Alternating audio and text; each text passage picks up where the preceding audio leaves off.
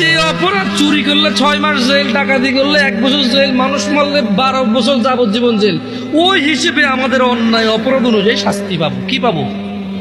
যদিও শাস্তি বড় ভয়ঙ্কর, আল্লাহ আমাদেরকে আশ্রয় দিকে। আমিন। আমি তোমাদের বলি, আবার বলি, শুনো, বোঝার জন্য বলি। আমি তোমাদেরকে কি বলতে চাচ্ছি তোমরা কি বুঝতেছো ভাই? আমি বলতেছি না যে অপরাধ করো, আমি মূলত বলতে চাচ্ছি তোমরা মুসলমান হয়ে মরো ভাই।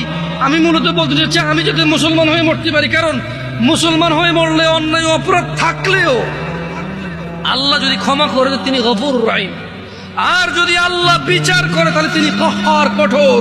তিনি যদি শাস্তি দেয় কেউ শাস্তি ঠেকাতে পারবে না, কিন্তু তিনি কারো উপর জুলুম করবে না, অপরাধ অনুযায়ী শাস্তি ভোগ করবে। এরপরে আল্লাহ ওকে পবিত্র করে সুন্দর করে জান্নাতে ঢুকাই দেবে। আর শোনো শোনো শোনো শোনো শোনো শোনো শোনো, তোমার চাইতে ছোট জান্নাত কেউ পায় নাই। তুমি এই পৃথিবী সমান 10টা পৃথিবীর মতো জান্নাত পাবা। সুবহানাল্লাহ।